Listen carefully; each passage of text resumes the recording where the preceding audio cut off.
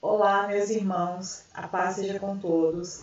Hoje nós vamos falar sobre a benignidade de Deus. Vamos orar?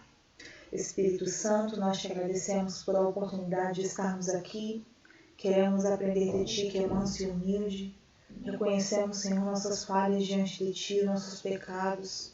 E pedimos perdão ao Senhor, meu Deus. Queremos rasgar nossos corações diante da Tua presença e pedir perdão pelos nossos pecados nesse momento. E pedir que mais uma vez, ó Deus, o Senhor derrame sobre nós a Tua bondade, a Tua benignidade e nos ajude a compreender a Tua palavra, Senhor. Sopra sobre as cinzas do nosso coração, ó Deus. Traz renovo sobre nós precisamos do renovo do Senhor. Pedimos e já agradecemos, sabendo que o Senhor é aquele que faz conforme a Tua vontade, em nome de Jesus. Amém. Amém? Então hoje a gente vai falar sobre a benignidade de Deus, mais um atributo que advém da vontade, da bondade de Deus, né? Como nós falamos sobre 3 atributos semana passada, a paciência, a paciência, a misericórdia e a graça. Estou com paz na cabeça. Mas a paciência, a misericórdia e a graça, nós falamos sobre isso semana passada, e esse é mais um atributo que advém da bondade de Deus, que tem sua origem na bondade de Deus para conosco.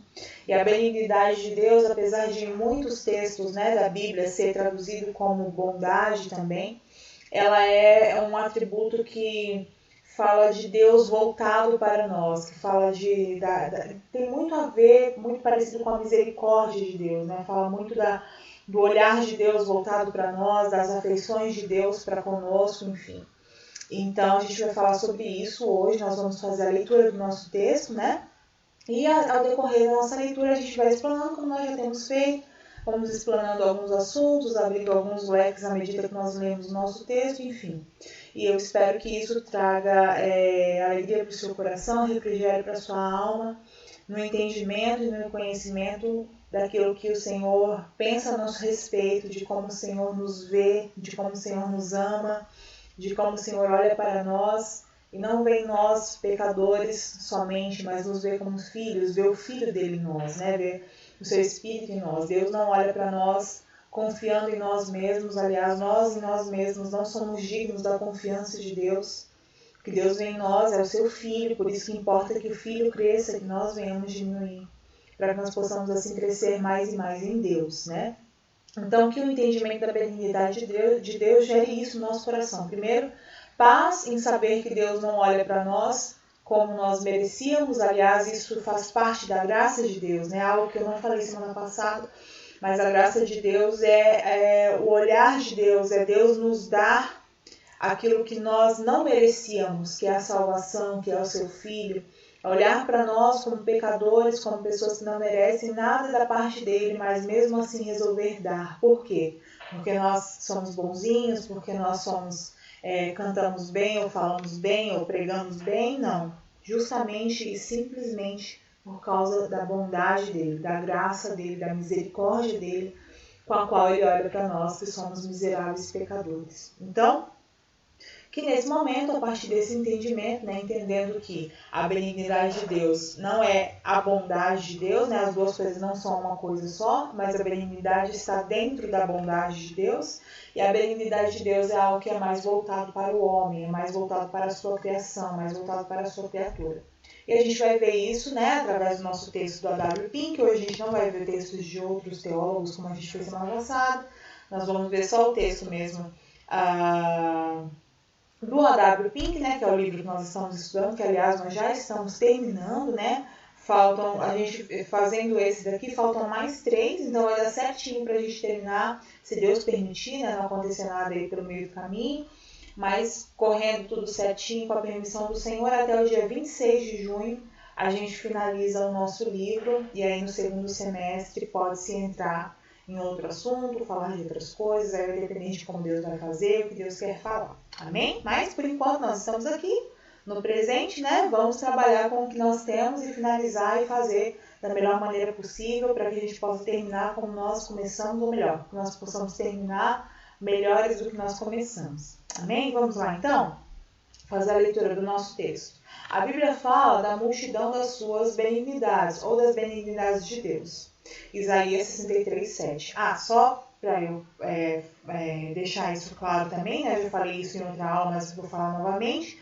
Eu coloco sempre a referência de qual Bíblia ou de qual versão eu peguei aquele texto ou que estava, né, já no livro dessa forma. Então, ARA Almeida Revista Atualizada, ARC Almeida Revista Corrigida. Mais para frente vai ter outros textos, e nos lugares onde não tiver nenhuma referência com relação à versão da Bíblia, né, da qual eu retirei aquele texto, é a NAA, que é a nova Almeida Atualizada, tá bom? Então, só para deixar claro, mais para frente a gente vai ver umas versões diferentes que eu nunca tinha usado aqui, mas eu vou explicar direitinho para os irmãos de onde é que nós tiramos, lembrando que tudo é a palavra de Deus, né? Independente da versão. Eu acredito, uma coisa que eu ouvi um pregador falando e que falou muito para mim, assim, que eu falei, eu sou essa pessoa, que a melhor versão da Bíblia é aquela que me faz entender melhor aquilo que Deus está falando. Então, se de repente eu tenho uma linguagem mais rebuscada, consigo entender melhor uma Almeida Revista Corrigida, que é aquela versão bem antiga, que tem aquelas palavras bem difíceis, e eu leio ali e o Espírito fala comigo ali, amém, glória a Deus. Agora, se eu tenho já mais, se eu uso uma linguagem mais contemporânea, mais do dia a dia, né? E eu quero uma Bíblia onde eu consiga entender Deus falando comigo da maneira como eu falo, da maneira como eu me expresso, aí eu uso versões mais novas e Deus vai falar comigo da mesma forma, porque tudo é a palavra de Deus, ela não sofre modificações, né? É mudado um vocábulo aqui, um vocábulo ali, acompanhando a evolução da língua portuguesa, né? Acompanhando a evolução que a língua portuguesa teve no decorrer dos anos. Então é por isso que a gente usa versões diferentes, tá? Mas se o Espírito Santo fala com você em versões mais antigas, você entende, glória a Deus, vamos seguir dessa forma, tá bom? Então vamos lá. A multidão das benignidades de Deus. E quem é capaz de enumerá-las? O salmista disse, como é preciosa, ó Deus, a tua benignidade. Salmo 36, 7. Nenhuma caneta do homem, nenhuma língua dos anjos pode expressá-la adequadamente. Por mais que esse atributo de Deus seja conhecido pelas pessoas, é algo completamente singular à revelação divina. Nenhum dos antigos jamais sonhou em aplicar aos seus deuses uma perfeição cativante tal como essa. Nenhum dos objetos adorados por pagãos na atualidade possui mansidão e ternura. Na realidade, é justamente o oposto, como as feições horríveis de seus ídolos exibem.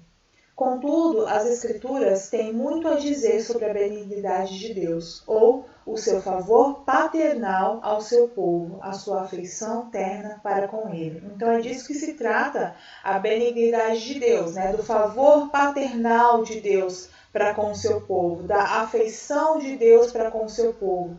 E essa é uma qualidade, um atributo exclusivo do nosso Deus, no sentido de que deuses pagãos não possuem, né, esse tipo de atributo. Como a gente vê lá na Bíblia, no início, né, no Antigo Testamento, fala muito sobre isso, sobre deuses Moloque, Baal, que eram deuses que exigiam sacrifício humano, que exigiam sacrifício de crianças, que se alimentavam do sangue de crianças. Não se engane, esses deuses continuam, essas entidades continuam ativas, né, com outros nomes, agindo de outras formas, enfim. Mas a nenhuma delas é atribuído benignidade, nenhuma delas olha para os seus servos, entre aspas, né, como que pessoas dignas de respeito, pessoas dignas de amor, pessoas dignas de favor. Muito pelo contrário, olham para elas como objetos, como serviçais, como simples servos a seu bel prazer. Sabemos que Satanás faz isso com o ser humano, né? Emprega favor, faz coisas para que o homem se sinta querido, amado, envolvido, mas a gente sabe que o fim de todas essas coisas é o inferno. E com Deus não é dessa forma, né? Deus é benigno, Deus olha para nós como seus filhos, Deus olha para o seu povo como um povo exclusivo, feito para Ele, ao qual Ele dispensa bênçãos e ao qual Ele também corrige, mas nunca retém as suas bênçãos. E a gente vai falar sobre isso um pouco mais para frente. Aqui no segundo parágrafo, ele vai dizer assim: a primeira vez em que se menciona essa perfeição divina na palavra de Deus é naquela maravilhosa manifestação a Moisés, quando Yahvé proclamou o seu nome, ou seja, manifestou-se a si mesmo. O Senhor Deus misericordioso e piedoso, tardio em irar-se e grande em beneficência e verdade. Êxodo 34:6. Mais frequentemente a palavra hebraica, aí agora entrou uma palavra hebraica, né? Não sei pronunciar, vou pronunciar como está escrito, Shezed, ou Shezed, enfim, é traduzida como bondade ou benignidade. É maravilhoso que alguém tão infinitamente acima de nós, tão inconcebivelmente glorioso, tão inefavelmente santo, não apenas perceba tais pecadores na terra, mas que também tenha disposto seu coração para eles, dado o seu Filho por eles, enviado o seu Espírito para habitar neles, e suportado de tal maneira todas as suas todas as suas imperfeições e desobediência, que ele nunca remova sobre a benignidade deles. Então ele vai falar sobre a superioridade da bondade de Deus, né? Apesar de ser algo que nós também somos capazes de ser uns para com os outros, não se compara àquilo que Deus é. Nós já falamos sobre isso em outros atributos comunicáveis, que tudo aquilo que que Deus nos possibilita ser, tudo aquilo que Deus é e Ele nos possibilita ser também, vem dele. Ele é a fonte primária, ele é aquele que é a própria bondade, o próprio amor, a própria misericórdia, e nele nós também podemos exercer, nele nós também podemos nos mover nesses atributos. E aí ele vai falar que é impressionante que um Deus que está tão incrivelmente, tão maravilhosamente, a palavra fugiu, mas tão inconcebivelmente glorioso, inefavelmente santo, ou seja, ele está tão acima de nós. É maravilhoso, é lindo perceber que ele olha para nós, e não somente ele olha para nós como ele nos ama, como ele entregou o seu Filho por nós, como ele colocou o seu coração em nós, como ele colocou o seu Espírito para habitar em nós, como ele entregou o seu Filho por nós, e tudo isso mostra a benignidade de Deus para conosco, né? Considere algumas das evidências e alguns dos exercícios deste atributo divino para com os santos, ou seja, para com aqueles que servem ao Senhor. Antes da fundação do mundo, Deus nos escolheu nele para sermos santos e irrepreensíveis diante dele. Em amor, nos predestinou para ele, para sermos adotados como seus filhos por meio de Jesus Cristo, segundo o propósito de sua vontade. Esse amor já agia em favor dos santos antes de existir o mundo, ou seja, ele não está atrelado a nada que nós fizemos, ele não está atrelado a nada que nós somos ou nos tornamos ou da maneira como vivemos. Ele já existia antes mesmo de existir o mundo, diz lá em Efésios 1, 4 e 5. Nisso se manifestou o amor de Deus em nós, em haver Deus enviado seu Filho unigênito ao mundo para vivermos por meio dele. Essa foi a sua provisão maravilhosa para nós, criaturas caídas, ou seja, ele já nos amava desde a criação do mundo, desde antes de o mundo existir, ele já amava aqueles a quem ele escolheu, ele já sabia quem estaria com ele, ele já sabia, ele já havia escolhido aqueles que estariam com ele, para que esses se aproximassem dele, ele enviou o seu Filho por nós, ou seja, o amor se manifestou, ele já nos amava, mas aí a manifestação deste amor por nós, ou dessa benignidade para conosco, foi comprovada no momento em que ele enviou o seu Filho unigênito ao mundo para que nós vivêssemos por meio dele, ou seja, para que nós que estávamos mortos, voltássemos a viver e ter comunhão com Deus, com esse Deus que já nos amava antes, e nós pudéssemos também corresponder a esse amor. Então essa é a provisão do amor de Deus para conosco, né? De longe, o Senhor lhe apareceu dizendo: com amor eterno eu a amei, por isso com bondade a atraí. Jeremias 31:3. Pelas operações avivadoras do Espírito Santo, pelo poder invencível de sua graça, ele criou em nós um senso profundo de necessidade, atraindo-nos por sua natureza cativante. Então olha só o caminho que ele vai fazer. Ele já nos amava antes da criação do mundo, porque ele nos amava, ele enviou o seu Filho unigênito para que nós pudéssemos viver por meio dele. E a partir disso, ele não somente enviou o seu Filho unigênito, como ele nos atraiu para ele, como ele nos trouxe para ele, nos chamou para ele com bondade, com amor eterno, ele nos atraiu, ou seja, colocou o seu Espírito em nós para que nós fôssemos atraídos por ele, para que nós pudéssemos ver nele o objeto do nosso amor, a pessoa que é digna de todo o nosso amor e de toda a nossa devoção. E aí ele continua: farei de você a minha esposa para sempre. Farei de você a minha esposa em justiça, em juízo, em bondade e em misericórdia. Oséias 2:19. Tornou-nos dispostos no dia do seu poder a nos darmos a ele. O Senhor fez uma eterna aliança de casamento conosco. Ou seja, percebe aqui comigo que ele está fazendo um caminho que nos mostra, que toda a obra, né, redentora, que tudo aquilo que nos atraiu ao Senhor, não fomos nós, foi a benignidade de Deus. Ele nos amava desde a criação do mundo, enviou o seu Filho unigênito para nos resgatar. Depois, quando nos resgatou, não só nos resgatou e nos tornou criaturas que o conheciam, mas nos amou com amor perfeito, nos atraiu para ele por meio do seu Espírito. O seu Espírito nos avivou, nos trouxe de volta à vida e nos fez sermos atraídos para ele pela sua natureza, nos revelou sua natureza, nos fez cativos a ela, nos fez atraídos a ela. E aí depois ele nos promete em casamento, nós nos tornamos a noiva do seu filho, nós nos tornamos a sua noiva, aguardando o momento em que as bodas serão consumadas, ou seja, hoje nós somos a noiva de Cristo e ele nos promete fazer de nós a sua esposa, ele nos promete em casamento, ele nos promete em matrimônio, uma aliança que foi feita por meio do sangue de Jesus Cristo, para que nós hoje nos tornássemos a noiva do Senhor. E ele diz que ele nos fará dessa forma com juízo, com justiça, com juízo, em bondade e em misericórdia. Ele nos torna dispostos, disponíveis para nos darmos a ele.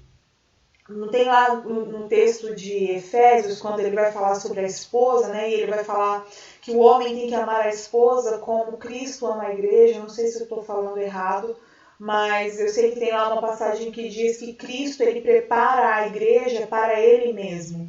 Ele prepara a noiva para ele mesmo receber. Ele fala que o esposo tem que amar a esposa dessa forma. Ele tem que cuidar da sua esposa, da sua beleza física, da sua saúde, do seu intelecto, não para outras pessoas, mas para que o esposo seja o maior beneficiado daquela esposa que é bem resolvida em seu caráter, que é bem resolvida em seu psicológico, que é bem resolvida com a sua imagem exterior e interior.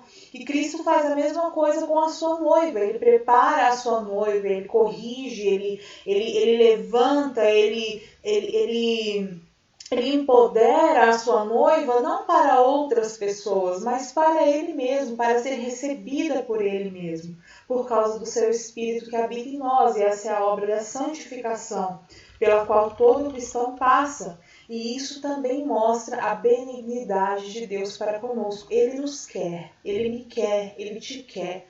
E por isso ele mesmo dá condições para que nós nos acheguemos a ele. Ele mesmo dá os meios para que nós possamos nos achegar a ele da maneira como ele quer que nós nos acheguemos. Essa benignidade do Senhor nunca é removida dos seus filhos. Para nós pode até parecer assim, mas nunca é. Visto que o crente está em Cristo, e aqui ele está falando de cristãos, tá? Ele não está falando de pessoas que não conhecem a Cristo. Ele está falando de cristãos, de pessoas lavadas, remidas do sangue do Cordeiro, de homens e mulheres nascidos de novo. Então ele vai falar que esse amor nunca se aparta dele. E aí ele vai comprovar com o texto de Romanos 8,39, que vai perguntar: o que pode nos separar do amor de Deus? Deus se comprometeu solenemente por meio da aliança, e os nossos pecados não podem anulá-la. Deus jurou que se os seus filhos deixarem de obedecer aos seus mandamentos, com a vara ele os castigará. Ele vai citar aqui o texto vai falar da primeira pessoa, porque Deus está falando de si mesmo, né? Então ele vai falar assim, se seus filhos deixarem de obedecer aos meus mandamentos, Deus falando, com vara castigarei o seu pecado e a sua iniquidade com açoites. No Salmo 89, 31 e 32. Porém, no verso seguinte, ele vai dizer assim: mas eu não retirarei totalmente dele a minha benignidade, e nem faltarei a minha fidelidade. Não quebrarei a minha aliança. Isso aqui, eu estou muito maravilhada com isso aqui. Porque ele vai falar... Eu vou primeiro falar da minha experiência com esse texto de Romanos 8,39, né? Eu já preguei sobre ele algumas vezes, não sei se na nossa igreja eu já preguei sobre ele, mas eu já preguei sobre ele em uma outra igreja da qual eu fazia parte. E eu sempre dizia que Romanos 8,39 fala que nada pode nos separar do amor de Deus, exceto o pecado. Só que o pecado também não separa aquele que já é de Deus, porque ele nos chamou para sermos dele. Isso nos dá legalidade para pecar? Não. Mas aquele que é verdadeiramente servo de Cristo, que verdadeiramente conhece, e entenda bem o que eu estou falando para você, não estou aqui dando legalidade para pecar e nem falando de hipergraça. Não é isso. O que eu estou falando é que quando nós que conhecemos a Cristo, que o recebemos como Senhor e Salvador, que temos o Espírito Santo habitando em nós, que meditamos em Sua Palavra, que temos comunhão frequente com Deus e temos o Seu Espírito latente dentro de nós, se erramos ou se pecamos, a Bíblia diz que nós temos um advogado que está constantemente diante do Pai, que está ali diante do Pai intercedendo por nós. Então, será que a gente pode pensar que Deus imaginaria que nós nunca mais pecaríamos a partir do momento que nós estivéssemos em Cristo? Eu acredito que não. Deus, ele sabe de todas as coisas, ele sabe da nossa fraqueza, e por isso mesmo ele enviou a Cristo, né? Por isso mesmo Cristo veio, porque nós éramos fracos. Nós não tínhamos condições de nos achegar a Deus por nós mesmos, jamais teríamos essa condição. Se nos achegamos a Deus é por meio do Espírito de Deus que está em nós, é por meio do sacrifício de Cristo que nos tornou aptos para nos achegarmos a Deus. E aí, então, nada pode nos separar do amor de Deus, porque se pecamos em algum momento, Deus não deixa de nos amar. Deus não olha para nós quando falhamos e diz, agora eu não te amo mais. Não, Ele é amor. Ele continua nos amando e Ele nos garante que Ele vai trazer castigo, Ele vai trazer açoite sobre aquele que pecar, sobre aquele que falhar. Os seus pecados terão consequências, haverá perdão sim, mas Ele não nos poupará das consequências daquele pecado que nós cometemos, que nós praticamos, mas isso não significa que Ele deixou de nos amar. É como com um filho, né? Por exemplo, eu tenho filhos, eu tenho certeza que a maioria das pessoas que estão me assistindo aqui tem filhos também. Quando seu filho faz uma coisa errada e você briga com ele, ou você tem que corrigi-lo com mais veemência, você tem até mesmo que corrigi-lo com uma palmada ou qualquer coisa desse tipo, claro que sem espancar, sem machucar, mas para correção, a partir do momento que você faz isso não significa que você deixou de amar o seu filho. Não significa que porque ele errou e você teve que corrigi-lo, depois você nunca mais vai abraçá-lo, nunca mais você vai amá-lo, a partir daquele momento você vai rejeitá-lo. Por que a gente pensa que Deus age assim conosco? Por que a gente pensa que Deus, que é muito melhor do que nós, vai fazer conosco algo que nem nós, que somos pecadores, que somos falhos e imperfeitos, fazemos com os nossos filhos, fazemos com aqueles aos quais nós amamos? Será que a gente pensa que nós somos melhores do que Deus? Nós não somos. Então, se eu não passo a odiar e rejeitar o meu filho porque eu tive que corrigi-lo, Deus também não passa a me odiar e a me rejeitar quando eu peco e Ele precisa me corrigir. Muito pelo contrário, a manifestação do amor de Deus para conosco é justamente a correção, porque é a correção que me faz voltar. É a correção que me faz olhar para aquilo que eu fiz e pensar, poxa vida, o que eu fiz está errado, eu preciso consertar o que eu fiz.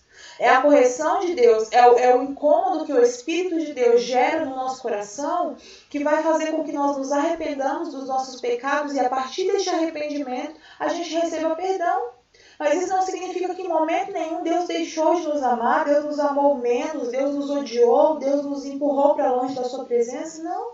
Ele continua ali, a sua mão de amor continua ali, o seu olhar de amor para conosco continua ali. Apesar de ter que corrigir com açoites a iniquidade do seu povo, Ele não afasta, Ele não retira a sua benignidade e nem a sua fidelidade. Por quê? Aí agora ele finaliza dizendo que Ele não quebrará a sua aliança. Deus tem uma aliança conosco.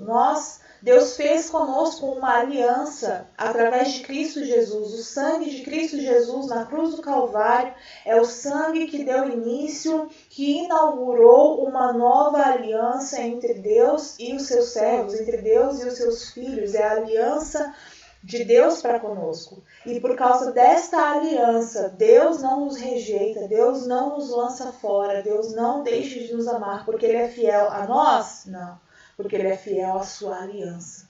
Ele é fiel à aliança que Ele formou conosco. Ele é fiel à sua palavra, Ele é fiel a si mesmo. A benignidade de Deus para com o seu povo se centraliza em Cristo. Por ser o seu exercício de benignidade um compromisso da aliança, é ligada repetidamente à sua verdade. Não retenhas de mim, Senhor, as tuas misericórdias, que a tua graça e a tua verdade sempre me guardem. Salmo 40:11. Voltado para o teu santo templo, eu me prostrarei e louvarei teu nome por causa da tua misericórdia e da tua verdade, pois engrandeceste acima de tudo o teu nome e a tua palavra. Salmo 138:2. Esses textos nos mostram que a benignidade atua em nós por promessa e não com base em nossos méritos ou de acordo com o nosso estado, ou de acordo com o estado no qual nos encontramos. Portanto, jamais devemos ficar desesperados. Irmãos, coceira no nariz. Vamos lá. Irmãos, olha só que coisa linda isso aqui que Deus está falando para nós. A benignidade de Deus, a bondade de Deus para conosco não está ligado com a maneira como nós estamos. Se hoje eu li a Bíblia, se hoje eu orei, se eu jejuei essa semana, se eu fui no culto. A benignidade de Deus para conosco está ligada à sua aliança. E é por causa dessa aliança que é a verdade que foi decretada, é por causa da verdade de Deus, ou seja, é aquilo que a Bíblia diz. Se a Bíblia diz que Deus é benigno, se a Bíblia diz que nada vai nos separar do amor de Deus que está em Cristo, em Jesus, nós precisamos acreditar nisso, porque Ele é fiel à sua palavra. A palavra de Deus é a verdade. E a benignidade de Deus para comigo e para com você não está atrelada a nós, a nossa pessoa, aos nossos dons ou méritos, está atrelado à verdade da palavra de Deus. Então, quando eu não me sinto amado, ou quando eu digo Deus não me ama, Deus me rejeita, isso não está baseado na verdade da palavra de Deus, porque não é isso que a palavra de Deus diz a nosso respeito. Não é isso que a Bíblia fala sobre mim e sobre você. Quando a gente começa a pensar essas coisas e dar lugar para essas coisas na nossa mente, nós estamos sendo influenciados pelo inimigo da nossa alma. Não está baseado na verdade, são sofismas, são mentiras que Satanás lança na nossa mente a fim de nos entristecer e aí sim nos afastar do amor de Deus. Não porque Deus deixou de nos amar, mas porque nós acreditamos tanto naquela mentira, que aquela mentira passa a ser verdade. Quando a verdade da palavra de Deus está dizendo outra coisa. Então, a bondade e a misericórdia de Deus para conosco está baseada na verdade da palavra de Deus. A palavra de Deus, a boca de Deus disse que seria assim. Deus disse que seria assim, que Ele nos olharia assim, que Ele nos veria assim, e essa é a verdade. Todas as vezes que Satanás tentar mentir para você, lançar sofismas à sua mente, proclame a verdade da palavra de Deus. Proclame a graça e a misericórdia de Deus, mesmo que você fale, mesmo que você erre. Proclame a verdade da palavra de Deus, a verdade da aliança de Deus para conosco. Essa aliança que é imutável como Deus é.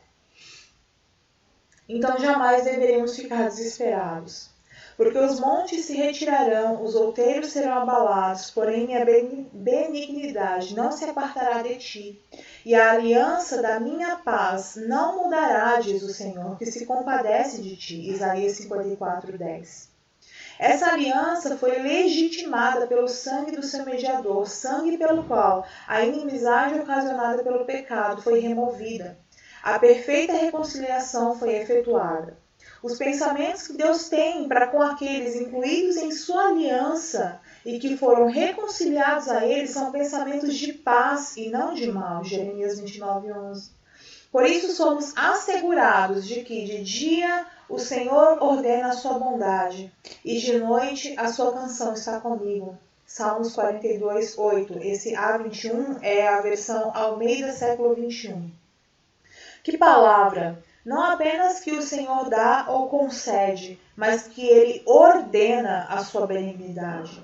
É dada por decreto, concedida por compromisso real, como Ele também ordena o livramento. Ó Deus, Tu és o meu Rei, envia livramento para Jacó. Salmos 44, 4. Sua bênção e a vida para sempre. Salmos 133, 3. Que anuncia que nada pode impedir essas concessões. Ou seja, a bondade de Deus para conosco, ela foi ordenada, ela foi decretada. Deus não volta atrás em seus decretos, Deus não volta atrás naquilo que Ele ordenou.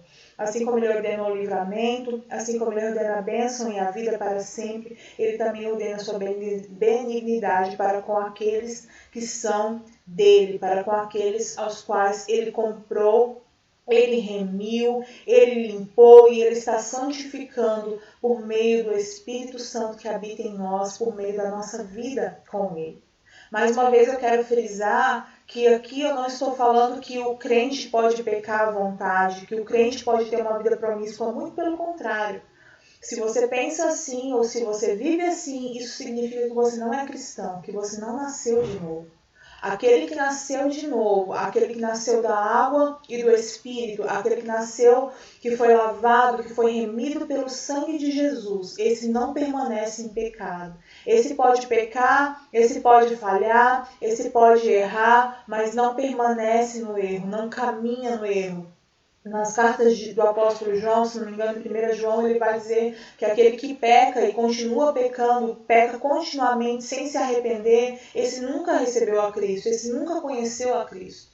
Agora, se você, na sua vida normal, na sua vida cotidiana, comete erros, comete pecados, e isso te traz culpa, isso te traz sentimento de que Deus não te ama mais, de que Deus não te quer mais, nesse momento eu peço a você que use a autoridade do Espírito de Deus sobre você, use a palavra de Deus para silenciar Satanás. Tal como Jesus fez no momento em que ele estava sendo tentado no monte, no momento em que Satanás estava dizendo para ele, se você é filho de Deus, lance-te daqui para fora.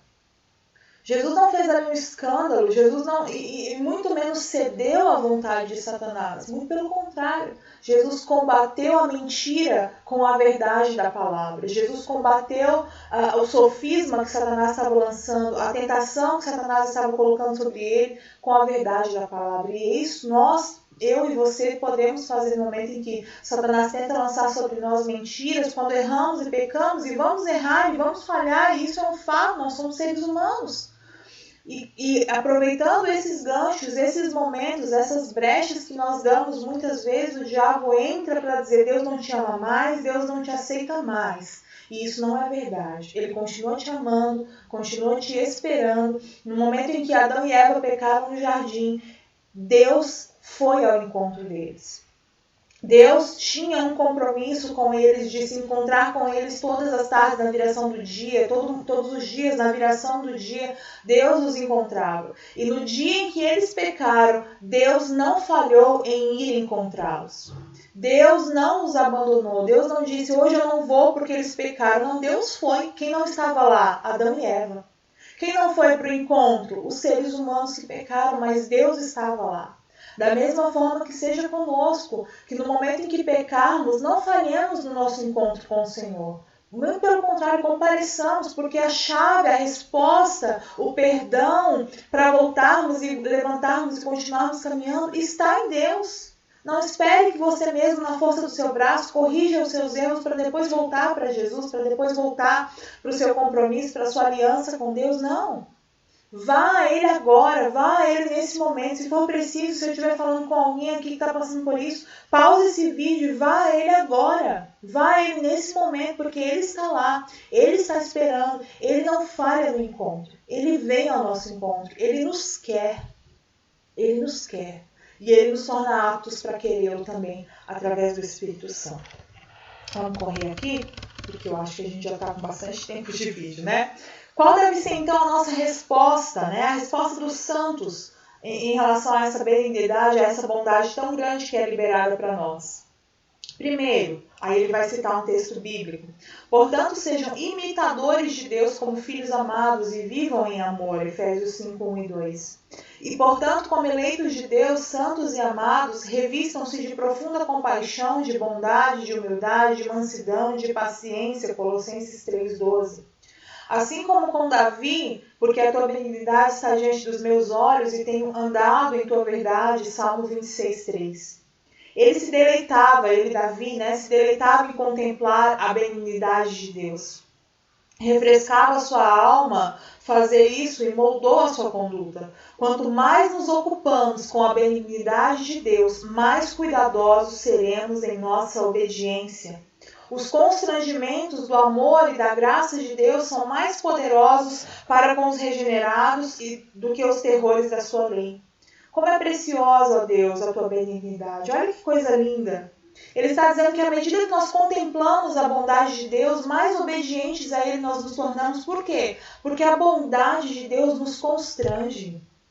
Porque a gente olha para um Deus tão grande, para um Deus tão poderoso, para um Deus tão magnífico, para um Deus tão perfeito, e a gente olha para nós e fala, eu não sou digno de ser amado desse jeito. Eu não sou digno de receber o amor que Deus está entregando a mim. Eu não sou digno de que o Filho de Deus, de que o próprio Deus encarnado morra na cruz por mim. Então, qual deve ser a minha resposta diante de tamanha indignidade? Obediência. Tem uma canção de uma moça chamada Tamires Garcia que ela diz assim que o que eu darei ao Deus, dono do universo? O que eu vou dar? O que eu vou entregar para Deus que já tem tudo? Ele já tem tudo, ele não precisa de nada que eu tenha. E aí ela fala, ela mesma responde, ela diz, te dou o meu louvor, minha devoção. Te dou o meu louvor, minha paixão, minha devoção e a minha obediência. É isso que ele espera de nós. É isso que ele espera de nós. Essa é a resposta que ele espera de nós. E como nós podemos nos tornar mais obedientes a ele? Como Davi, nós paramos para contemplar a benignidade de Deus para conosco. E isso gera em nós um constrangimento tão grande que a resposta do nosso coração não consegue ser outra, a não ser todo o louvor, toda a devoção, toda a nossa paixão e toda a nossa obediência a Ele. Segundo, um senso da perfeição divina, esse senso da perfeição divina fortalece a nossa fé e incentiva a confiança em Deus. Terceiro, ele deve estimular o espírito de adoração, porque a tua benignidade é melhor do que a vida, os meus lábios te louvarão. Salmos 63, 6, conforme Salmos 138, 2. Quarto, deve ser o nosso tônico, ou seja, aquilo que nos fortalece quando nós estamos deprimidos. Sirva, pois, a tua benignidade para me consolar, segundo a palavra que deste ao teu servo. Salmo 119, 76. Foi assim com Cristo em sua angústia. Salmo 69, 17. Quinto, deve ser a nossa súplica na oração. Vivifica-me, Senhor, segundo tua benignidade. Salmo 119, 159. Davi apelou para esse atributo divino por nova força e maior vigor. Sexto, devemos apelar a ela quando nos desviamos. Olha só. Compadece-te de mim, ó Deus, segundo tua benignidade. Salmo 51, 1. Lida comigo de acordo com o mais manso dos teus atributos. Faz do meu caso um exemplo da tua ternura. E sétimo, deve ser uma petição em nossas devoções noturnas. Faz-me ouvir a tua benignidade pela manhã. Salmo 143, 8. Acorda-me de manhã, com a minha alma em sintonia com isso. Deixe que os meus pensamentos ao acordar sejam a sua bondade. Quando ele diz isso, ele está dizendo, é como se ele estivesse dizendo, eu percebi, eu desfrutei de toda a tua benignidade nesse dia de hoje, agora eu vou dormir, vou para o meu descanso, e amanhã que ao acordar o meu primeiro pensamento seja a tua bondade. E amanhã, quando os meus olhos se abrirem, eu possa contemplar a tua bondade, ainda que nada tenha acontecido ainda ao meu redor, mas o simples fato de eu poder abrir os meus olhos depois de uma noite de sono, seja para o meu coração a contemplação da tua bondade para comigo. Então, queridos, essa deve ser a nossa resposta ao Senhor, né? Vamos só recapitular. A contemplação da benignidade de Deus fortalece nossa obediência a Ele, nossa fé, nosso espírito de adoração. Ela é a nossa fortaleza, ou o nosso tônico, né? Aquilo que nos fortalece. Ela deve ser a nossa súplica na oração. Quando nós orarmos, nós possamos pedir ao Senhor para que Ele nos vivifique segundo sua benignidade. Que ela seja aquilo para o que nós apelamos quando nós nos desviamos ou quando nós falhamos, como nós falamos agora, né? E que ela seja a nossa petição ao dormir, que ela seja a nossa petição ao finalizarmos, ao findarmos o nosso dia, para que no dia seguinte o Senhor possa nos mostrar ainda mais sua benignidade. Então, o que eu quero que você saia daqui hoje entendendo é que Deus não nos ama porque somos alguma coisa, mas Ele nos ama porque Ele é. E aquilo que nós erramos ou falhamos não faz com que Ele nos ame menos. Nós não podemos decepcionar um Deus que sabe de todas as coisas. Então, você não é decepcionante para Deus. Você não é motivo de vergonha para Ele, no sentido de que Ele olha para nós e diz: eu me envergonho de você, eu me envergonho de ter feito você ou coisa parecida. Não. O amor de Deus ainda está disponível para nós, mesmo quando nós pecamos. Porém, esse mesmo Deus que nos ama, que está disposto a nos perdoar, é o Deus que nos castiga, é o Deus que nos pune por causa do seu amor. No Salmo 23, a Bíblia, a palavra do Senhor vai dizer ali, né, que Ele...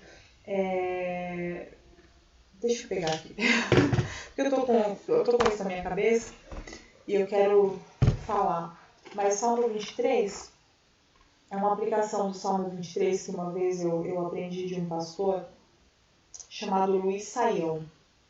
E ele fez uma aplicação, né, do Salmo 23 e ele vai falar assim, deixa eu achar aqui. O final de semana é assim, né, irmãos? Eu sempre procuro alguma coisa diferente, mas é porque a gente vai falando e Deus vai trazendo coisas novas no nosso coração. A tua vara e o teu cajado me protegem. Eu não me lembro se é exatamente sobre esse versículo, mas ele vai falar de um momento na vida da ovelha, né? Porque ele está falando de pastor, etc e tal. Ele vai falar de um momento na vida da ovelha em que a ovelha, quando nova ainda, né? Quando é bebê, não sei se o bebê da ovelha, enfim, não vou falar para não passar... Porque eu não sei exatamente como é, mas enfim, como eu já falei na igreja algumas vezes, eu nunca vi uma ovelha, pessoalmente, né? Mas eu sei que a ovelha, quando ela é ainda novinha, ela tem uma tendência a ser muito teimosa para andar distante do seu pastor. Então o pastor está ali sempre conduzindo o seu rebanho de ovelhas, mas aquela ovelha novinha, ela quer caminhar para outros lugares, ela quer ir para longe do pastor. E a ovelha, né, a gente sabe que ela é muito incapaz, mesmo quando adulta, ela é muito incapaz de se defender, ela é muito incapaz de ter o seu próprio alimento, de beber sua própria água, enfim, de achar fontes de água para que ela beba, enfim. Então imagina uma ovelha, né, bebê ainda. Mas ela tem essa tendência a se rebelar e querer sempre andar distante do pastor. Então, o que o pastor faz quando a ovelha faz dessa forma? O pastor ele quebra a perna da ovelha, daquela ovelha ainda bebê, e ele enfaixa a perna daquela ovelha, ou seja, ele mesmo quebra, ele mesmo conserta, ele mesmo enfaixa. E durante o período em que aquela ovelha está com a perninha enfaixada, né, incapaz de andar sozinha, em todo o tempo o pastor carrega ela no colo. Ele anda com ela para lá e para cá. Então toda vez que ele vai fazer o trato com ela, como ela está com a perninha quebrada, ela não consegue andar sozinha. Então ele sempre está com ela no colo. Então depois de passado um tempo e aquela perninha volta, né, ao normal, fica normalzinho, fica bonitinho, não é no Salmo 23. Acabei de lembrar agora, é no Salmo 51. Então, à medida que ela continua, que a patinha dela vai consertando, né, e ela pode voltar a andar sozinha, ela nunca mais se afasta do pastor. Porque ela passou um tempo ali agarrada com o pastor, tão de perto, sentindo o cheiro do pastor, ouvindo a voz do pastor. Então, quando ela fica bonitinha, quando ela volta, né, ao normal, a perninha dela sara, ela não se afasta mais do pastor. Tem um versículo aqui no Salmos 51, que ele fala que... aqui achei, ó, no verso 8 do Salmo 51. Faze-me ouvir de novo o júbilo de alegria, e os ossos que esmagaste exultarão. O que ele está falando? Justamente sobre isso. Justamente sobre o fato de que aquela ovelha, quando ela estava independente, ela caminhava sempre para longe do pastor. Precisou que o pastor esmagasse o seu osso, precisou que o pastor passasse tempo com ela, bem perto, bem aproximado com ela, completamente incapaz de fugir dele, para que depois de a perna consertada, ela se tornasse completamente fiel àquele pastor, ela se tornasse completamente dependente daquele pastor. E é esse o pedido que Davi está fazendo para o Senhor aqui no Salmo 51, né, que é aquele salmo de arrependimento dele, quando ele pega com Betseba e mata, né, o esposo dela, enfim, aí o bebê que eles estavam esperando morre. E aí ele fala, ele fala de si mesmo como sendo essa ovelha que se afastou do pastor, que precisou ter o osso quebrado para que se tornasse novamente dependente, para que verdadeiramente estivesse com aquele pastor sem abandoná-lo, sem virar as costas para ele. O que eu quero dizer com isso? Que muitas vezes o pastor que vai, o Deus, né, o Senhor que nos ama, que nos protege, que nos livra, é aquele que precisa permitir que nós quebremos uma perna, é aquele que precisa permitir que algo de ruim aconteça conosco para que a gente se torne mais dependente dele, para que a gente fique mais próximos dele, para que nossa vida se torne mais próxima dele, mais dependente dele, sem fugir dele, né? Porque longe do Senhor nós não temos vida. Então falhamos? Sim, falhamos. Erramos? Sim, erramos. Pecamos? Muito. Infelizmente nós pecamos muito, nós ainda somos pecadores, nós ainda estamos sujeitos, né, ao pecado. Mas nós temos um Deus, nós temos um Senhor, que é quem nos perdoa, que é quem nos lava, que é quem enfaixa a nossa perna, volta a colocar os nossos ossos no lugar, para que nós possamos andar sempre do lado dele. Então é isso que eu queria falar com os irmãos no dia de hoje. Quero orar com vocês para a gente poder terminar. Estou só virando aqui a minha Bíblia porque eu queria achar um outro texto, mas eu não vou procurar agora. Na semana que vem eu trago. E vamos orar então. Pai Santo, te agradecemos por esse momento aqui em tua presença, te agradecemos, Senhor, e te agradeço pela vida de cada um dos meus irmãos e irmãs que tem tido paciência comigo durante essas aulas, mas que nós temos juntos podido experimentar, Senhor, da tua bondade, da tua benignidade à medida que nós te conhecemos. Te agradecemos por isso, te louvamos no nome santo de Jesus. Amém. E amém. Meus queridos, que Deus te abençoe, que você tenha uma semana abençoada. Eu quero finalizar com você de novo com a bênção sacerdotal. Que o Senhor te abençoe e te guarde, que o Senhor faça resplandecer o seu rosto sobre ti, que Ele te conceda a graça, que o Senhor volte para ti o seu rosto e te dê a paz. Que você tenha uma boa semana, que Deus te abençoe. Fica na paz e tchau, tchau.